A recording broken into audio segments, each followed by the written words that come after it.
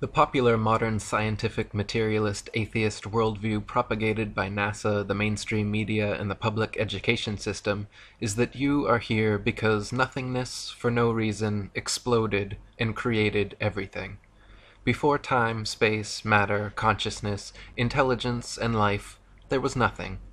Then the nothingness exploded, and instead of destroying things like every other explosion ever, this explosion created things, created everything. The nothingness explosion somehow created space, time, and all matter in the universe in an instant and for no reason at all. Then all of the creationary explosive debris flying outward at over 670 million miles per hour for 14 billion years culminated to create you. Yes, first some of the more gaseous nothing came together, forming suns and stars. Then solid pieces of the nothing came together, forming planets and moons. Then the nothing turned hydrogen and oxygen came together, forming water on the nothing planet Earth, out of which single-celled living organisms magically appeared, got to work dividing and multiplying into multi-celled conscious organisms, which multiplied and divided and mutated into various forms of sea life, which adapted and evolved and crawled onto land, replacing gills with lungs, lost tails, grew opposable thumbs, and started grasping at straws like this ridiculous nihilistic notion of Big Bang evolution. This anti-God materialist theory of evolution has been staunchly protected by the infallibility of science for over 150 years, but in actual fact, just as science has failed to find one true, valid proof that Earth is a ball spinning around the sun, scientists have failed to discover a single piece of evidence that the material world is a product of blind chance evolution. Furthermore, Big Bang evolution actually requires and presupposes many other claims which have already been proven false in previous chapters, such as the plurality of worlds, Newton's theory of gravity, Einstein's theory of relativity, stars being distant suns, and Earth being a planet, not a plane. Harun Yahya wrote, "Evolutionary theory claims that life started with the cell that formed by chance. According to this scenario, 4 billion years ago, various lifeless chemical compounds underwent a reaction in the primordial atmosphere on the Earth, in which the effects of thunderbolts and atmospheric pressure led to the formation of the first living cell. The first thing that must be said is that the claim that inanimate materials can come together to form life is an unscientific one that has not been verified by any experiment or observation. Life is only generated from life. Each living cell is formed by the replication of another cell. No one in the world has ever succeeded in forming a living cell by bringing inanimate materials together, not even in the most advanced laboratories. The theory of evolution faces no greater crisis than on the point of explaining the emergence of life. The reason is that organic molecules are so complex that their formation cannot possibly be explained as being coincidental, and it is manifestly impossible for an organic cell to have been formed by chance. How could all the interconnected and compartmentalized components, the cell wall, the cell membrane, the mitochondria, proteins, DNA, RNA, ribosomes, lysosomes, cytoplasm, vacuoles, nucleus, and other cell parts magically come together and create conscious, intelligent life from unconscious, dead matter? Just making one average-sized protein molecule is already composed of 288 amino acids of 12 varying types, which can be combined to 10 to the 300th power different ways. Of all those possibilities, only one forms the desired protein molecule, and there are over 600 types of proteins combined in the smallest bacterias ever discovered. Astronomer Fred Hoyle compared the odds that all the multifaceted and multifunctional parts of a cell could coincidentally come together and create life, analogous to a tornado sweeping through a junkyard and assembling a Boeing 747 from the materials therein. Hoyle wrote that if there were a basic principle of matter which somehow drove organic systems toward life, its existence should easily be demonstrable in the laboratory.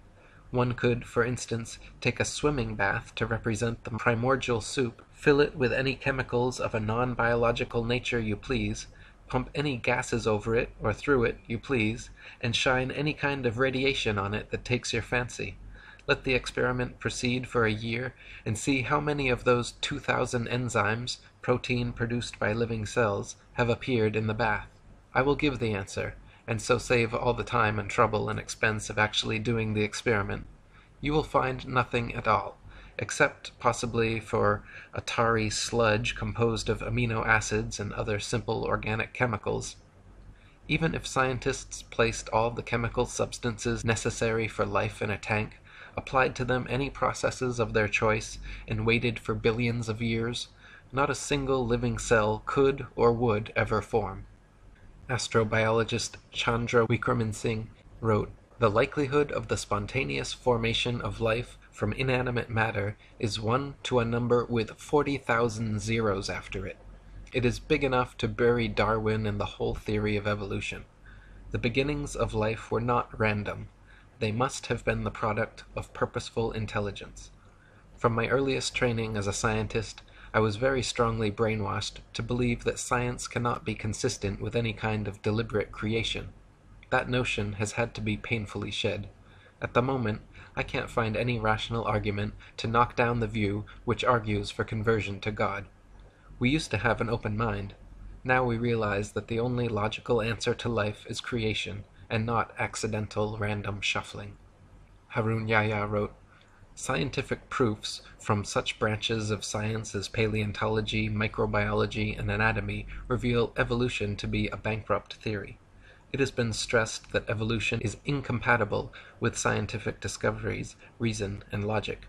Those who believe in the theory of evolution think that a few atoms and molecules thrown into a huge vat could produce thinking, reasoning professors, university students, scientists, artists, antelopes, lemon trees, and carnations.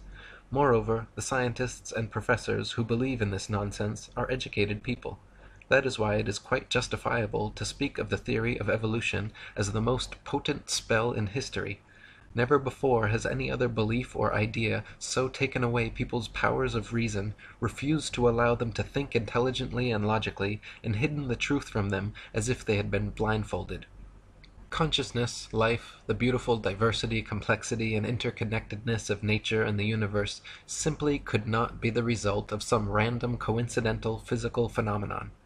If the likelihood of life forming from inanimate matter is 1 to the 10 to the 40,000th power, then those are precisely the magnificent odds against which the universe could be unintelligently designed. Even the simple formation of DNA and RNA molecules are similarly beyond the reach of chance to come together, equivalent to 1 times 10 to the 600th power, or 10 with 600 zeros afterwards. Such a mathematical improbability actually so closely borders the impossible that the word improbable becomes misleading. Mathematicians who regularly work with these infinitesimally small numbers say anything beyond 10 to the 50th power should be considered, for all intents and purposes, impossible. Dr. Leslie Orgel, an associate of Francis Crick, the discoverer of DNA, wrote, "It is extremely improbable that proteins and nucleic acids, both of which are structurally complex, arose spontaneously in the same place at the same time. Yet it also seems impossible to have one without the other. And so, at first glance, one might have to conclude that life could never, in fact, have originated by chemical means. Or, as Turkish evolutionist Professor Ali Demirsoy stated, the probability of the coincidental formation of cytochrome C, just one of the essential proteins for life, is as unlikely as the possibility of a monkey writing the history of humanity on a typewriter without making any mistakes. Some metaphysical powers beyond our definition must have acted in its formation." Harun Yahya wrote, "Let us suppose that millions of years ago a cell was formed which had acquired everything necessary for life, and that it duly came to life. The theory of evolution again collapses at this point, for even if this cell had existed for a while, it would eventually have died, and after its death, nothing would have remained, and everything would have been reverted to where it had started. This is because the first living cell, lacking any genetic information, would not have been able to reproduce and start a new generation. Life would have ended with its death. The genetic system does not only consist of DNA. The following things must also exist in the same environment: enzymes to read the code on the DNA, messenger RNA to be produced after reading these codes, a ribosome to which messenger RNA will attach according to this code, transfer RNA to transfer the amino acids to the ribosome for use in production, and extremely complex enzymes to carry out numerous intermediary processes. Such an environment cannot exist anywhere apart from a totally isolated and completely controlled environment, such as the cell, where all the essential raw materials and energy resources exist. The Big Bang theory is easily proven false, as the nature of explosions is to destroy, to break things down into their constituent parts, increasing chaos and decreasing order.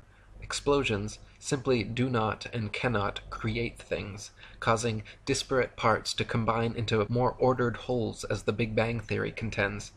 Similarly, the theory of evolution is proven false by entropy, the second law of thermodynamics. It is a fact that systems left to their own devices tend to become corrupted, disordered, and dispersed over time. All things, living or not, wear out, deteriorate, and decay.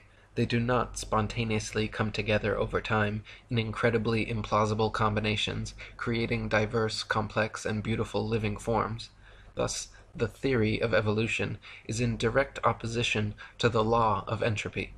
Evolution supposes things become more ordered, more structured, and more complex over time. But from rust to mold to rotting corpses, nature is everywhere at odds with such a notion. Furthermore, according to the Le Chatelier principle in chemistry, life could not have been formed in the sea as evolutionists allege anyway, since the peptide bond created by amino acid chains produces water molecules. It is not possible for such a reaction to take place in a hydrous environment. Harun Yahya wrote, "Organic matter can self-reproduce only if it exists as a fully developed cell with all its organelles in an appropriate environment where it can survive, exchange materials, and get energy from its surroundings. This means that the first cell on Earth was formed all of a sudden, together with its amazingly complex structure. What would you think if you went out hiking in the depth of a thick forest and ran across a brand new car among the trees? Would you imagine that various elements in the forest had come together by chance over millions of years and produced such a vehicle? All the parts in the car are made of products such as iron, copper, and rubber, the raw ingredients for which are all found on the Earth. But would this fact lead you to think that these materials had synthesized by chance and then come together and manufactured such a car? There is no doubt that anyone with a sound mind would realize that the car was a product of an intelligent design, in other words, a factory, and wonder what it was doing there in the middle of the forest. The sudden emergence of a complex structure in a complete form, quite out of the blue, shows that this is the work of an intelligent agent. An extraordinarily complex system like the cell is no doubt created by a superior will and wisdom. In other words, it came into existence as a creation of God. Many facets of nature are far too complex, specialized, and perfect to have arisen simply due to blind chance changes over time. For example, the eye, with its various parts and mechanisms, all working together with the brain producing the sharpest, clearest 3D color images imaginable. Even the most advanced cameras and plasma screens ever produced by humans cannot provide an image as perfect in detail and clarity as our own eyes. Charles Darwin, the originator of the theory of evolution, himself admitted that the thought of the eye made him cold all over, as he knew what an impassable obstacle the eye presented for his theory. And it is the same with ears and audio equipment. For over a century, many thousands of researchers, scientists, and engineers have been working in factories across the world trying to produce sharper, clearer audio and video playing and recording devices, never coming close to the capabilities and perfection of the human ear and eye. Harun Yahya wrote, "Look at the book you read, your hands with which you hold it, then lift your head and look around you. Have you ever seen such a sharp and distinct image as this one at any other place? Even the most developed television screen produced by the greatest television producer in the world cannot provide such a sharp image for you. This is a three-dimensional, colored, and extremely sharp image. No one would say that a hi-fi or a camera came into being as a result of chance. So how can it be claimed that the technologies that exist in the human body, which are superior even to these, could have come into being as a result of a chain of coincidences called evolution? It is evident that the eye, the ear, and indeed all the parts of the human body are products of a very superior creation. Charles Darwin, in his Origin of Species, the veritable Bible of atheist materialists, stated that, "If my theory be true, numberless intermediate varieties, linking most closely all of the species of the same group together, must assuredly have existed. Consequently, evidence of their former existence could be found only amongst fossil remains." Darwin himself knew no such transitional forms had been discovered, and hoped that they would be found in the future. He even admitted in his Difficulties on Theory chapter that these missing intermediate forms were the biggest stumbling block for his theory. He called it "the most obvious and gravest objection which can be urged against my theory." Harun Yahya wrote, "According to the theory of evolution, every living species has emerged from a predecessor. One species which existed previously turned into something else over time, and all species have come into being in this way. According to the theory, this transformation proceeds gradually over millions of years. If this were the case, then innumerable intermediary species should have lived during the immense period of time when these transformations were supposedly occurring. For instance, there should have lived in the past some half-fish, half-reptile creatures which had acquired some reptilian traits in addition to the fish traits which they already had. Or there should have existed some reptile bird creatures which had acquired some avian traits in addition to the reptilian traits they already possessed. Evolutionists refer to these imaginary creatures, which they believe to have lived in the past, as transitional forms. If such animals had really existed, there would have been millions, even billions of them. More importantly, the remains of these creatures should be present in the fossil record. The number of these transitional forms should have been even greater than that of present animal species, and their remains should be found all over the world. Darwin hoped that transitional forms of animal species gradually evolving into different species would eventually be discovered at some future time in the fossil record. To this day, however, no such transitional forms have ever been found anywhere in the world. Darwin's observations regarding natural selection and adaptation were certainly correct. So-called microevolution of various traits and characteristics within a species has been confirmed and widely exists. But macroevolution, the supposed transformation from one species into a completely different species, has never been observed, and no evidence of such evolution exists anywhere in the fossil record. Colin Patterson, senior paleontologist for the British Museum of Natural History and an ardent evolutionist, even he admits that Darwinists must concede natural selection has never been observed to actually cause anything to evolve. He said, "No one has ever produced a species by mechanism of natural selection. No one has ever got near it, and most of the current argument in neo-Darwinism is about this question." Harun Yahya wrote, "Even in the most scientific books about evolution, the stage of transition from water to land, one of the unexplainable points of evolution, is given in such simplicity that they do not prove to be believable even for children. According to evolution, life began in water, and the first developed animals on Earth were fish. According to the story, one day fish species developed the ability to climb out of the water and moved on land. The theory continues that fish which chose to live on land had feet instead of fins, and lungs instead of gills. In most of the books about evolution, nobody explains why the transition occurred. Even in the most scientific sources, writers suddenly jump to conclusions like, 'and transition from water to land occurred,' without providing a satisfactory answer regarding how the process worked. Yet, how did this transformation occur? It is obvious that a fish cannot survive out of water for more than 1 or 2 minutes. If we assume that a drought really existed, as claimed by evolutionists, and fish were for some reason drawn to lands, then what would happen to fish even if this process lasts for 10 millions of years? The answer is straight. Fish leaving the water would inevitably die in a few moments. Even if this process lasted for 10 million years, the answer would still be the same. All fish would die one by one. Nobody would dare say, Maybe after 4 million years, some of the fish suddenly acquired lungs while they were trying to survive. This would no doubt be an illogical assertion. However, that is exactly what evolutionists claim. The theory of evolution supposes that life somehow originated and evolved in the sea until somehow something that had theretofore lived only underwater grew lungs and feet and started living on land. Darwinists claim fish, creatures living only underwater, turned into amphibians, creatures living on both land and water, and then amphibians evolved into reptiles, creatures living only on land. Then they propose some reptiles evolved wings and became birds, while other reptiles evolved and became mammals. None of these transitional forms have ever been found, however, nor could they realistically exist either. For example, amphibian eggs develop only in water, whereas amniotic eggs develop only on land, so some sort of gradual step-by-step evolution scenario is impossible, since without perfect, complete eggs, a species cannot survive. Reptiles, allegedly evolving into mammals, is another example of evolutionist wishful thinking. Reptiles are cold-blooded, lay eggs, do not suckle their young, have one middle ear bone, 3 mandible bones, and bodies covered in scales, whereas mammals are warm-blooded, have live births, suckle their young, have 3 middle ear bones, 1 mandible, and are covered in fur or hair. Far too many distinct differences for gradual evolution.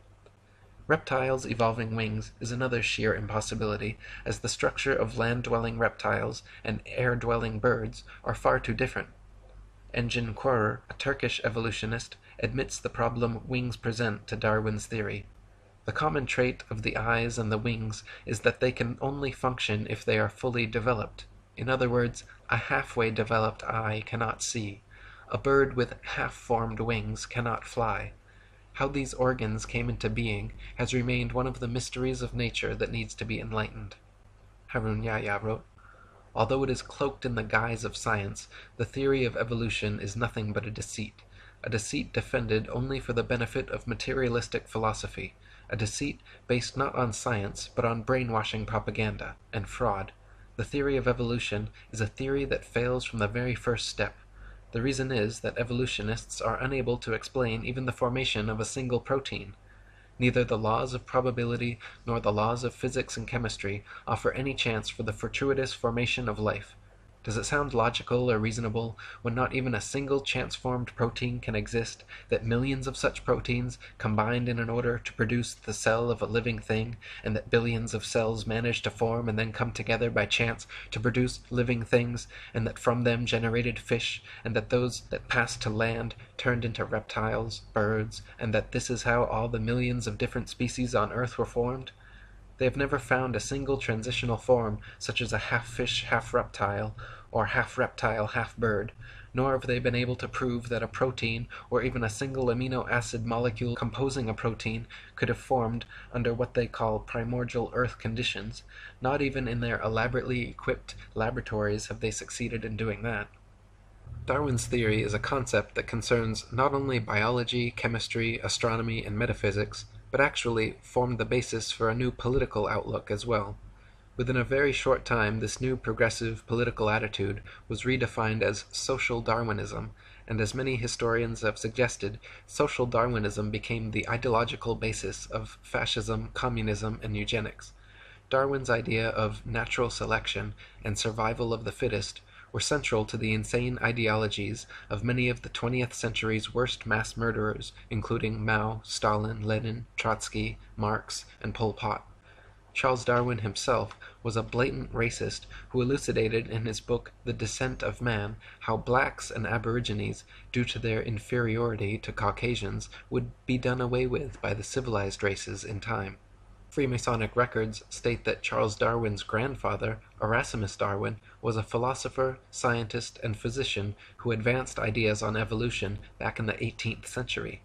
Before coming to Derby in 1788, Dr. Darwin had been made a Mason in the famous time-immemorial lodge of Canongate Kilwinning No. 2 of Scotland. He also maintained close connections to the Jacobin Masons in France and Adam Weishaupt's Illuminati. Sir Francis Darwin and Reginald Darwin, two of his sons, were also made Masons in Tyrian Lodge number 253 at Derby. Charles Darwin does not appear on the rolls of the lodge, but it is most likely that he, like his grandfather, his sons, and his bulldog, T.H. Huxley, was a Mason. Charles wrote that he used to listen to his grandfather's ideas of evolution and was greatly influenced by them. Erasmus was the first man to put forward the notion of evolution in England. He was known as a respected person, but he had a very dark private life, and at least 2 illegitimate children. Charles himself would go on to marry his first cousin and have 3 children die due to complications from inbreeding. Harun Yahya wrote, Masons, thinking that Darwinism could serve their goals, played a great role in its dissemination among the masses. As soon as Darwin's theory was published, a group of volunteer propagandists formed around it, the most famous of whom was Thomas Huxley, who was called Darwin's bulldog. Huxley, whose ardent advocacy of Darwinism was the single factor most responsible for its rapid acceptance, brought the world's attention to the theory of evolution in the debate at the Oxford University Museum, in which he entered into on June 30th, 1860, with the Bishop of Oxford, Samuel Wilberforce. Huxley's great dedication to spreading the idea of evolution, together with his establishment connections, is brought into further light according to the following fact. Huxley was a member of the Royal Society, one of England's most prestigious scientific institutions, and, like nearly all the other members of this institution, was a senior Mason. Other members of the Royal Society lent Darwin significant support. In short, Darwin wasn't acting alone. From the moment his theory was proposed, he received the support that came from the social classes and groups whose nucleus was made up of Masons. An important example which proves the fact that Darwinism is one of the biggest deceptions of atheistic Freemasonry is a resolution carried in a Mason meeting. The 33rd Degree Supreme Council of Mizraim Freemasonry at Paris reveals in its minutes its promotion of evolution as science, while they themselves scoffed at the theory. The minutes read as follows. It is with this object in view, the scientific theory of evolution, that we are constantly, by means of our press, arousing a blind confidence in these theories.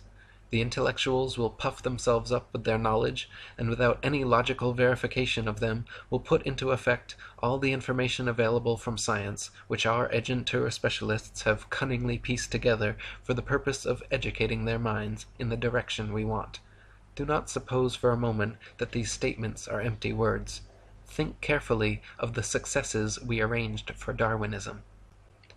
Atheistic Freemasonry in the United States has picked up the resolution of Mizraim before long. New Age magazine in its March 1922 issue stated that the kingdom of atheistic Freemasonry will be established by evolution and the development of man himself. As seen above, the false scientific image of evolution is a deception set in the 33rd degree atheist Masonic lodges. Atheist Masons openly admit that they will use the scientists and media which are under their control to present this deception as scientific, which even they find funny. The Mimar Sinan journal, published by the Turkish Great Freemasonry Lodge, has openly discussed their mission to use Darwinism to overthrow religion and belief in God. One article mentioned, "Today, the only valid scientific theory accepted both by most civilized countries and underdeveloped ones remains to be Darwinism. However, neither the Church nor other religions have collapsed yet. The legend of Adam and Eve is still being taught as religious teaching in holy books." In other words, it seems that one of the main goals of modern Masons, besides convincing people of the Ball Earth and Big Bang, is to abolish creationism and replace it with their godless myth of blind chance evolution. Just like Copernicus never claimed to have any new or special evidence for his heliocentric theory, Darwin never claimed to have any verifiable scientific evidence proving his evolution theory. Yet here we are 150 years later, no closer to a proof of either, but with the vast majority of indoctrinated sheeple convinced they are monkey men hanging from a spinning ball. Harun Yahya wrote, "When we look at the Western media carefully, we frequently come across news dwelling on the theory of evolution.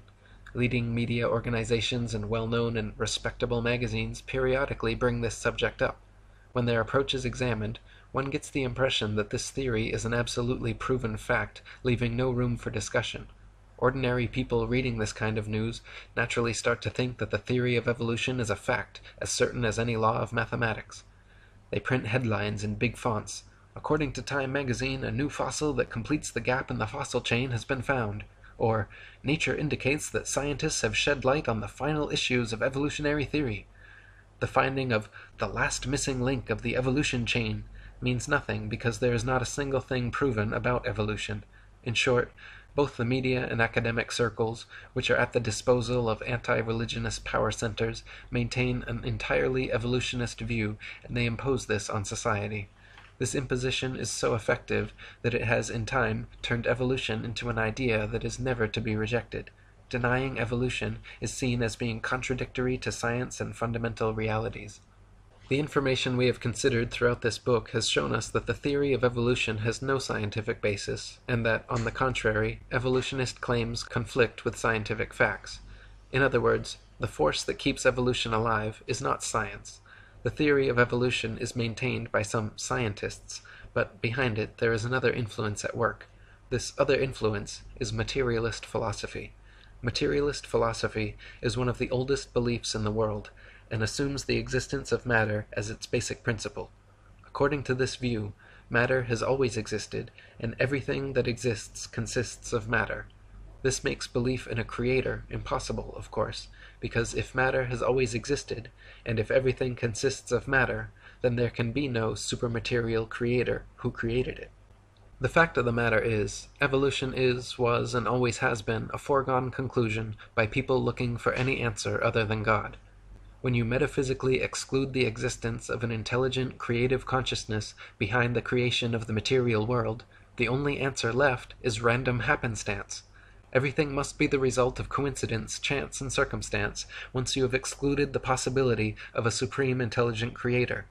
But no matter how diligently it is denied, the truth remains. You simply are not some cosmic accident, not the result of random happenstance, chance, or coincidence. Your eyes, your ears, your feelings, your life and consciousness are all the result of the most supremely intelligent design. My previous book, Spiritual Science, is a 284-page refutation of materialist science and philosophy, which proves far beyond any reasonable doubt that atheistic materialism is an invalid, untenable, destructive philosophy, and that consciousness and intelligence existed before and beyond all space, time, and matter. Malcolm Muggeridge, an atheist philosopher and supporter of evolution for 60 years, finally admitted before his death that I myself am convinced that the theory of evolution, especially the extent to which it's been applied, will be one of the great jokes in the history books in the future. Posterity will marvel that so very flimsy and dubious an hypothesis could be accepted with the incredible credulity that it has. Harun Yahya wrote, according to these professors, a number of simple chemical substances first came together and formed a protein, which is no more possible than a randomly scattered collection of letters coming together to form a poem. Then, other coincidences led to the emergence of other proteins. These then also combined by chance in an organized manner, not just proteins, but DNA, RNA, enzymes, hormones, and cell organelles, all of which are very complex structures within the cell, coincidentally happen to emerge and come together. As a result of these billions of coincidences, the first cell came into being. If you put a carved stone or wooden idol in front of these people and told them, look, this idol created this room and everything in it, they would say that was utterly stupid and refuse to believe it. Yet, despite that, they declare the nonsense that the unconscious process known as chance gradually brought this world and all the billions of wonderful living things in it into being, to be the greatest scientific explanation.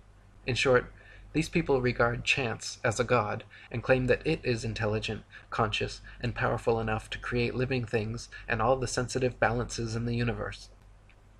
One of the first frauds in the history of Darwinism, known as recapitulation theory and heralded as undeniable proof of evolution, was an idea proposed and propagated by a racist eugenicist professor named Ernest Haeckel in the late 19th century. A contemporary and friend of Charles Darwin, and Thomas Bulldog Huxley, Haeckel postulated that human and other animal embryos experience a miniature form of the entire evolutionary impulse during their development in the womb, displaying first characteristics of fish, then reptile, and lastly mammalian or human. It has long been eliminated from scientific literature, but many people and popular sources still unknowingly quote and believe in Haeckel's fraudulent work. several popular magazines and school textbooks, as recently as the 1990s, over a century after being exposed, were still publishing Haeckel's hoaxed pictures and recapitulation theory as science fact. Harun Yahya wrote, "It has since been proven that this theory is completely bogus. It is now known that the gills that supposedly appear in the early stages of the human embryo are in fact the initial phases of the middle ear canal, parathyroid, and thymus. The part of the embryo which was likened to the egg yolk pouch turns out to be a pouch that produces blood for the infant. The part that had been identified as a tail by Haeckel and his followers is in fact the backbone, which resembles a tail only because it takes shape before the legs do." Another interesting aspect of recapitulation was Ernest Haeckel himself, a faker who falsified his drawings in order to support the theory he advanced. Haeckel's forgeries purported to show that fish and human embryos resembled one another. When he was caught out, the only defense he offered was that other evolutionists had also committed similar offenses. Haeckel was charged with fraud by 5 professors and convicted by a university court at Jena, where he admitted that several of his drawings were forgeries, that he was merely filling in missing links where evidence was thin, and that hundreds of his contemporaries were guilty of the same charge. During the trial, he said, "After this compromising confession of forgery, I should be obliged to consider myself condemned and annihilated if I had not the consolation of seeing side by side with me in the prisoner's dock hundreds of fellow culprits, among them many of the most trusted observers and most esteemed biologists. The great majority of all the diagrams in the best biological textbooks, treatises, and journals would incur in the same degree the charge of forgery, for all of them are inexact, and are more or less doctored, schematized, and constructed." What an admission! Not only did Haeckel confess his own forgeries, but he admitted that there were hundreds of other scientific fraudsters similarly doctoring findings in the best biological textbooks, treatises, and journals, several of which will be examined in this chapter. As it turns out, Haeckel had simply copied and printed the same human embryo pictures several times over, claiming each were various other animal embryos with exact parallels, when in fact the parallels do not exist, and the pictures were copies he knowingly and intentionally made to suit his recapitulation idea. Malcolm Bowden wrote, "To support his theory, Haeckel, whose knowledge of embryology was self-taught, faked some of his evidence. He not only altered his illustrations of embryos, but also printed the same plate of an embryo 3 times, and labeled one a human, the second a dog, and the third a rabbit, to show their similarity." Dr. Michael Richardson wrote, "This is one of the worst cases of scientific fraud.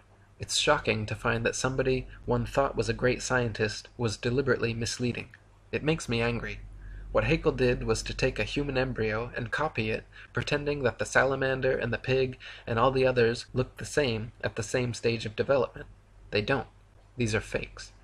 For the past 150 years, evolutionist scientists have been working diligently to propagandize the public into believing that modern humans are descended from ancient apes. The final and most difficult theoretical leap for the theory of evolution is this supposed million-year transition from ape to human. The utter impossibility of evolving abilities like bipedality, erect spinal columns, and complex linguistic skills has been debated since the theory was first presented, but such obstacles will never stop die-hard evolutionists set on discovering, or inventing, a believable monkey-man transitional species. The first of these convenient evolutionary discoveries was the Neanderthal man, found in the Neander Valley of Germany in 1856. Just in time for the release of Darwin's Origin of Species. To this day, reconstructed drawings of hairy ape-like Neanderthal men are depicted in scholarly journals and school textbooks, and claim to be a missing evolutionary link.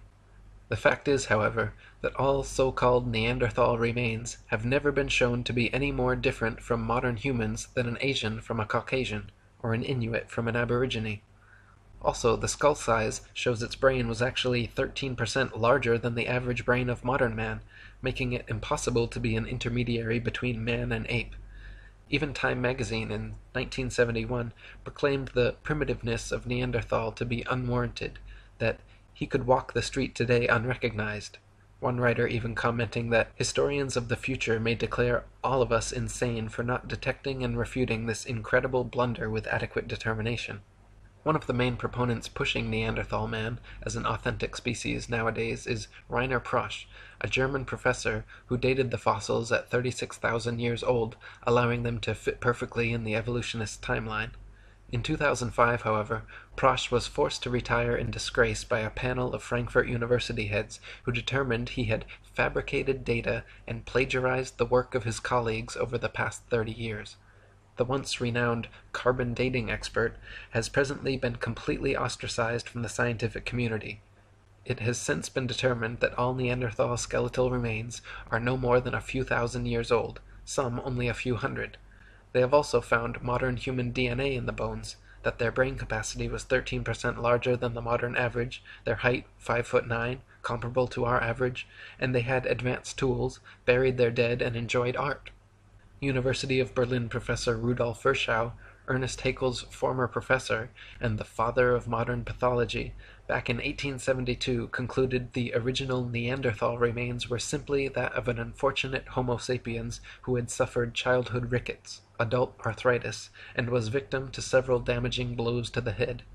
Eric Trinkaus, a paleoanthropologist from New Mexico University, concluded his examination stating, "Detailed comparisons of Neanderthal skeletal remains with those of modern human have shown that there is nothing in Neanderthal anatomy that conclusively indicates locomotor, manipulative, intellectual, or linguistic abilities inferior to those of modern humans." In 1891, the next ape-man discovery was found in Java, Indonesia, by Eugene Dubois, who coincidentally happened to be a student and apprentice of evolutionist hoaxer Ernest Haeckel. Dubois found a skull cap, a leg bone, a jaw fragment, and 3 teeth, from which he reconstructed the ape-like Java man. Within 10 years of its discovery, Java man was the main subject of over 80 evolution books and articles. It was given the scientific name of Anthropopithecus erectus, and later changed to Pithecanthropus erectus, and finally Homo erectus, undoubtedly for super-official pseudoscientific reasons. Hank Hanegraaff wrote, "Java man was discovered by a Dutchman. I'm a little embarrassed by that because I'm a Dutchman myself. His name was Eugene Dubois. The bones were found in 1891 on an Indonesian island of Java in Southeast Asia along the banks of the Solo River. And there was an interesting assortment. He found a leg bone, a skull cap, a jaw fragment, and 3 teeth. And that's what he concocted Java man from. Interestingly, some of the teeth were old and some young. The bones belonged to ape, female and male. It was an interesting conglomeration, and the reason that people didn't catch on to it is because the find of Dubois was kept from scholars for about 30 years. He also withheld the discovery of modern human remains, which were found in the same stratum as Java man. Of course, that would have ruined his claims that Java man was the ancestor of modern-day humans. Finally, enough pressure was placed on him that the actual bones were allowed to be examined and the discrepancies were found, and eventually enlightened America, as well as the world, found out that this was a hoax. Unfortunately, hoaxes die hard. Recently, Time magazine ran a cover story entitled "How Man Became Man," and starts off ridiculing Christians and creationists, then goes on to present Java man as though it were a fact. Java man's teeth were found to be of different ages, and the bones a mixture of human and ape, with a giant gibbon skull. Rudolf Virchow, Haeckel's own professor and the foremost pathology expert of his time, stated, "In my opinion, this creature was an animal, a giant gibbon in fact, and the thigh bone has not the slightest connection with the skull." He and many others have concluded the thigh bone is quite clearly human, while the skull cap and teeth belong to a primate. In 1912, a doctor and paleoanthropologist named Charles Dawson claimed to have found a jawbone and cranial fragment of an ape-man transitional form in a pit in Piltdown, England. It was alleged to be 500,000 years old, and was displayed as absolute proof of human evolution in museums across the world. For the next 40 years, scores of scientific articles, artist reconstructions, and over 500 doctoral theses were written about Piltdown Man. Objections and criticisms were raised immediately by contemporaries like Arthur Keith, but managed to be mitigated by Dawson until 1953, when tests proved conclusively that the Piltdown skull was actually human and only a few hundred years old, while the lower protruding jaw was from a recently deceased orangutan. Investigators found that Dawson had artificially worn down the orangutan jaw, and that the primitive tools discovered alongside the fossils were imitations Dawson had sharpened with steel implements. Dawson also filled the molar surfaces of the teeth to more resemble those of man, and stained all the fossils with potassium dichromate to give them an antiquated appearance. The stains quickly disappeared when dipped in acid, however. Wilfrid LeGras-Clark, a member of Joseph Weiner's team who uncovered the forgery, stated that the evidences of artificial abrasion immediately sprang to the eye. Indeed, so obvious did they seem, that it may well be asked, how was it that they had escaped notice before? Within days, Piltdown Man was removed from the British Museum, where it had been on display for 4 decades.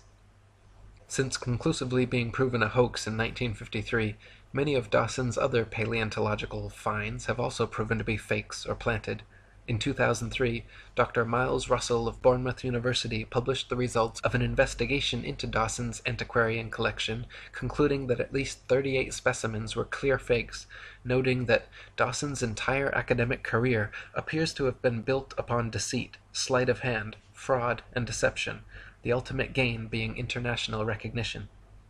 The next fraudulent attempt at creating and propagating a supposed ape-man transitional form was carried out in 1922 by Henry Fairfield Osborn, co-founder of the American Eugenics Society, president of the White Supremacist Pioneer Fund, and director of the American Museum of Natural History. Osborn declared that he had been sent an anomalous tooth found in Snakebrook, Nebraska, which had characteristics of both ape and man. He determined that it came from the Pliocene period of ancient history, and affectionately labeled the tooth's owner Nebraska Man. Harun Yahya wrote, Nebraska Man was immediately given a scientific name, Hesperopithecus haroldkukei. Many authorities gave Osborn their support. Based on this single tooth, reconstructions of the Nebraska Man's head and body were drawn. Moreover, Nebraska Man was even pictured along with his wife and children as a whole family in a natural setting. Once Nebraska Man made the media rounds of popular publications, and the pliable public was sufficiently propagandized, the story disappeared until 1928, when William Bryan and William Gregory had the opportunity to independently examine the tooth. Their investigations both conclusively found that the tooth did not belong to a man or ape, but was actually from an extinct species of wild American pig called Presthenops. After William Gregory published his article, Hesperopithecus, apparently not ape nor a man, in Science magazine, all drawings and models of Nebraska Man and his family were quickly removed from evolutionist publications.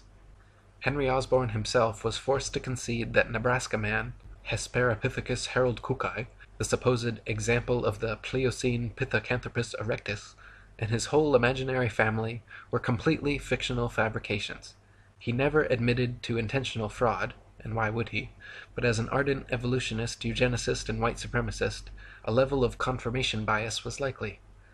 Osborn was even such a sadistic racist that he was quoted during a national debate unabashedly saying of World War I Army intelligence tests that, "I believe those tests were worth what the war cost, even in human life. We have learned once and for all that the Negro is not like us." Harun Yahya wrote, after Darwinism advanced the claim with his book The Descent of Man that man evolved from ape-like living beings, he started to seek fossils to support this contention. However, some evolutionists believed that half-man, half-ape creatures were to be found not only in the fossil record, but also alive in various parts of the world. In the early 20th century, these pursuits for living transitional links led to unfortunate incidents, one of the cruelest of which is the story of a pygmy by the name of Odabenga. Odabenga was captured in 1904 by an evolutionist researcher in the Congo. In his own tongue, his name meant friend. He had a wife and 2 children. Chained and caged like an animal, he was taken to the USA, where evolutionist scientists displayed him to the public in the St. Louis World Fair along with other ape species and introduced him as the closest transitional link to man. 2 years later, they took him to the Bronx Zoo in New York, and there they exhibited him under the denomination of Ancient Ancestors of Man, along with a few chimpanzee, a gorilla named Dina, and an orangutan called Duhong. Dr. William Hornaday, the zoo's evolutionist director, gave long speeches on how proud he was to have this exceptional transitional form in his zoo, and treated caged Otabenga as if he were an ordinary animal. Unable to bear the treatment he was subjected to, Otabenga eventually committed suicide. Piltdown Man, Nebraska Man, Otabenga. These scandals demonstrate that evolutionist scientists do not hesitate to employ any kind of unscientific method to prove their theories. In 1927, Davidson Black declared he had discovered 5 crushed skulls and several teeth near Beijing belonging to an ancient ape-man species now widely known as Peking Man, or Peking Man. Somewhere between 1941 and 1945, all the original bones were mysteriously lost, however, leaving only a few plaster casts left to examine. At the same site where this supposed missing link was found, there were also found the remains of 10 fully human skeletons who quarried nearby limestone, built fires, and left behind a variety of tools. Many scientists now believe the tools were used on Peking Man rather than by them. The back of the skulls were all bashed in, and in that part of the world, monkey brains are a delicacy, so it is likely that Peking Man were actually Peking apes, and they were man's meal, not man's ancient ancestor. In 1974, Donald Johanson discovered Lucy, a 3-foot-tall, supposedly 3-million-year-old Australopithecine in Ethiopia. Widely publicized as our oldest direct human ancestor, Lucy made the usual rounds of scientific magazine journals and school textbooks. Don Johanson modestly claimed that Lucy was the most important find made by anyone in the history of the entire human race, and the media heralded him a hero. He was promoted from assistant professor to receiving his own Institute for Human Biology at Berkeley. During all this time, he never allowed scientists to examine Lucy's bones until 1982, 8 years later. Since then, and as more Australopithecine skeletons have been found and examined, however, many leading evolutionists agree that Lucy is simply an extinct type of ape, similar to modern pygmy chimpanzees, and nothing more. They may have walked slightly more upright than most apes, but were not bipedal or erect, could not talk, spent most of their time on trees, and walked on all fours. Lord Solly Zuckerman and Professor Charles Oxnard did 15 years of research on Australopithecines along with a team of 5 specialists, coming to the conclusion that all the various specimens of Australopithecus they examined were only an ordinary ape genus and definitely not bipedal. The French Science and Life magazine ran the cover story in May 1999, Goodbye Lucy, writing about how Lucy, the most famous fossil of Australopithecus, was not the root of the human race and needs to be removed from our supposed family tree. However, even now in 2014, a movie named Lucy has just been released by Masonic Universal Pictures, where the Lucy ape-woman fraud is still treated as scientific fact throughout the entire movie. In 1982, a skull fragment found in the Spanish town of Ors was hailed to be the oldest fossilized human remain ever found in Eurasia. Ors Man was supposedly a 17-year-old ape-man who lived between 900,000 and 1,600,000 years ago, and was presented to the world with the usual reconstructed drawings showing a young, hairy man-ape teenager. In 1983, however, a team of scientists from France concluded that the skull fragment was actually from a 4-month-old donkey. A 3-day scientific symposium had been scheduled so experts could examine and discuss the bone, but was immediately cancelled after the French investigation. Embarrassed Spanish officials sent out 500 letters to the would-be attendees apologizing. After more conclusive tests, the Daily Telegraph on May 14, 1984 carried the headline, "Ass Taken for Man." Later in 1984, Kamoya Kimu, in a team led by paleoanthropologist Richard Leakey, discovered Turkana Boy at Neriakatum near Lake Turkana, Kenya. Turkana Boy was proclaimed to be a preteen boy from 1.5 to 1.6 million years ago and is now regarded as the most complete early human skeleton ever found. Much like Neanderthal man, however, Turkana Boy, or Neriakatomi Homo erectus, is no different from modern man. American paleoanthropologist Alan Walker said, "I doubt the average pathologist could tell the difference between the fossil skeleton and that of a modern human." He wrote that he laughed upon first seeing it because it looked so much like a Neanderthal. Turkana Boy was bipedal, with arms and legs of human proportions, an upright skeletal structure, comparable in height, cranial size, and development rate of modern humans. Even the discovering team leader Richard Leakey stated that the difference between this specimen of Homo erectus and modern man are no more pronounced than simple racial variances. The shape of the skull, the degree of protrusion of the face, the robustness of the brows, and so on, these differences are probably no more pronounced than we see today between the separate geographical races of modern humans. Such biological variation arises when populations are geographically separated from each other for significant lengths of time. So when seen for what they really are, all the supposed ape-men discoveries and reconstructions are nothing but frauds and fantasies. Neanderthal man was just an ordinary man. Java man and Piltdown man were composed of human and ape bones. Nebraska man was actually a pig. Peking man was actually man's meal. Lucy was just a monkey. Orse man was a donkey. And Turkana Boy was just a boy. Harun Yahya wrote, Reconstruction can be explained as drawing a picture or constructing a model of a living thing based on a single bone, sometimes only a fragment that has been unearthed. The ape-men we see in newspapers, magazines, or films are all reconstructions. The fossils that are claimed to be evidence for the human evolution scenario are in fact products of fraud. For more than 150 years, not even a single fossil to prove evolution has been found. As a matter of fact, the reconstructions, drawings or models, of the fossil remains made by the evolutionists are prepped speculatively precisely to validate the evolutionary thesis. David R. Pilbeam, an anthropologist from Harvard, stresses this fact when he says, at least in paleoanthropology, data are still so sparse that theory heavily influences interpretations. Theories have, in the past, clearly reflected our current ideologies instead of the actual data. Since people are highly affected by visual information, these reconstructions best serve the purpose of evolutionists, which is to convince people that these reconstructed creatures really existed in the past. All the many models, drawings, cartoons, mannequins, and movies made involving various ape-men are complete fiction and fabrication, because no one can actually accurately determine the outward appearance of an animal based solely on bone structure. Soft tissue, which vanishes quickly after death and is responsible for the look of one's eyes, ears, nose, lips, hair, eyebrows, skin, etc., totally depends on the imagination of the person reconstructing them. Ernest A. Houghton of Harvard University stated, to attempt to restore the soft parts is an even more hazardous undertaking. The lips, the eyes, the ears, and the nasal tip leave no clues on the underlying bony parts.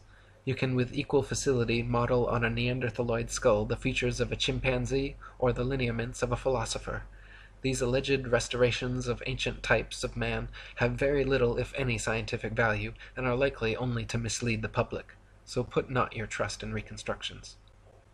There is no concrete fossil evidence to support the ape-man image which is unceasingly promulgated by the media and evolutionist academic circles. With brushes in their hands, evolutionists produce imaginary creatures. Nevertheless, the fact that these drawings correspond to no matching fossils constitutes a serious problem for them. One of the interesting methods they employ to overcome this problem is to produce the fossils they cannot find. Piltdown Man, which may be the biggest scandal in the history of science, is a typical example of this method. The current evolutionist ape-to-human transitional theory goes Australopithecus, Homo habilis, Homo erectus, Homo sapiens. Australopithecus, which means southern ape, has been proven to be nothing but an extinct ape which closely resembles many modern chimpanzees in height, arm and leg length, skull shape, teeth, mandibular structure, and many other details. Homo habilis, a hypothetical classification created in the 1960s by Turkana Boy team leader Richard Leakey, was what evolutionists deemed necessary to exist between Australopithecus and Homo erectus because the jump was far too drastic. There needed to be a species of ape-man with a larger cranial capacity that could walk upright and use tools. Serendipitously for his career, fossils unearthed in the late 1980s were deemed Homo habilis, and Leakey was regarded a scientific genius. That is, until his contemporaries Bernard Wood and C. Loring Brace determined the Homo habilis arms were too long, legs were too short, and skeletal structure too ape-like to be anything but an ape. Their fingers and toes were that of tree climbers, and their jaws and cranial capacities were comparable to modern apes. American anthropologist Holly Smith in 1994 concluded Homo habilis was not homo, or human at all, but simply an ape, just like Australopithecus. She stated that restricting analysis of fossils to specimens satisfying these criteria, patterns of dental development of Australopithecines and Homo habilis remain classified with African apes. Those of Homo erectus and Neanderthals are classified with humans. So Australopithecus and Homo habilis, the first two classifications, are both actually fully ape, while Homo erectus and Homo sapiens, the second two classifications, are in fact fully human and comparable to modern man, with variances no greater than the natural variances of race and genetics.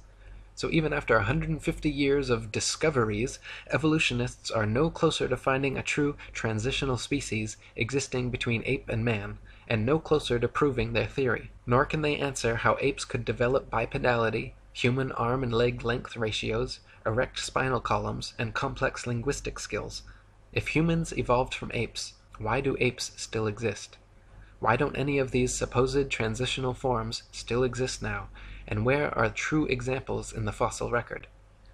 See, they've got these links in the supposed evolutionary chain that they don't have fake answers for, so they've had to come up with them along the way. And so, they say that the Big Bang happened and everything came from nothing for no reason due to gravity, their God. And then all of this explosion, which, unlike most explosions which destroy things, this explosion created things. It created everything somehow out of nothing. So it's a creationary explosion. And then all this debris, which came out of nowhere and nothing. And now, what is this debris? What is it? It's the lighter elements, I guess. Hydrogen, helium. Okay, whatever. And then somehow they become greater elements and bigger, heavier elements. And they start spinning around and they become these planetoids, lifeless. Oh, but then somehow water forms, the elements come together, and somehow with an intricate, meandering of these elements, consciousness and life and intelligence somehow comes into play. Oh, and now there's living organisms, and then somehow they reproduce. Oh, there was two of them, and they had sex somehow. They just simultaneously manifested, I guess, and now sexual reproduction started happening, and then the species started changing. And they had two males that reproduce. How is that?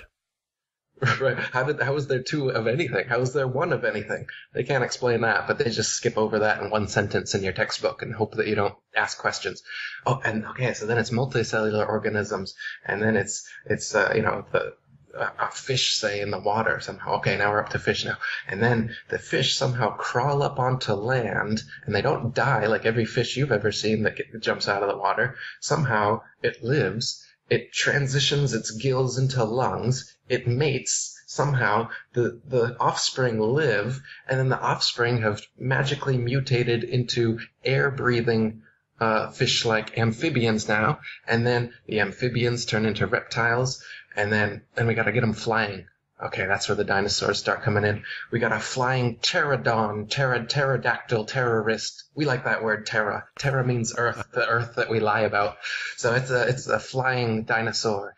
And then they got dinosaurs that supposedly had feathers that they're trying to convince you of. Feathers that fossilized 65 million years ago. And now we have proof that dinosaurs were the evolutionary link to feathered birds. Again, these have been exposed as hoaxes if you look into them. I won't get into it here. But then suddenly a meteorite comes. And what does the meteorite do besides reinforcing their bullshit spinning ball infinite universe? It does away with all of these supposed dinosaurs that existed. And cockroaches and frogs and other lizards and all the other stuff that's still alive today, those were able to survive the meteor. But somehow all those big, giant, ridiculous lizards that would topple under their own weight and whose bones couldn't possibly support their massive structures, those all went away. Except for some bones which paleontologists find, not normal people, not everyday people tripping over them for thousands and thousands of years, but just interested parties for the past 150 years, the first dinosaur bone discovered shortly after the idea of evolution was introduced. So it's just a convenient, these supposed transitional forms, dinosaurs, the ape man, human man, all this stuff. This is just what they need to make their evolution idea seem plausible. And they fabricate the supposed evidence for you to make you believe in it. But when you look into the actual physical evidence that exists for these supposed transitional forms, or the history of the adaptation of species, have there ever been a species that turns into another species? Macroevolution? No. It's never happened. They have no proof of it. Microevolution, minor adaptations within species? Sure. But this is what they're trying to turn into macroevolution of everything that exists evolving from everything else that did exist, evolving from nothing and a big bang.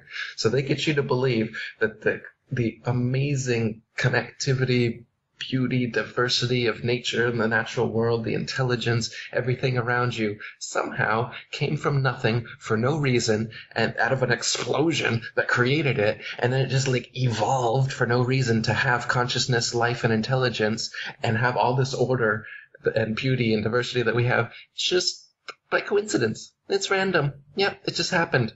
So what does this do? It's a nihilistic, atheistic cosmology that makes you a speck of dust. It makes God irrelevant. It makes him impossible. It makes you a purposeless, meaningless accident of an explosion that just happened to be now. So how would you live? How would you live your life when you believe that kind of cosmology? Well, it's all about me. Nothing really matters, so I might as well just have a good time, do what I want with my life, consume, which is exactly the way society is set up, and the way that the people who control society and who have fed you this myth for centuries anyway, that's what they want. And that's why you behave this way and think this way. And that's why you scoff at people that know that they were intelligently designed by an intelligent designer. That's why you scoff at people that know that we're on a flat, motionless Earth. And you laugh your hearty spinning ball Earther laugh where you think that you know something because you've seen CGI pictures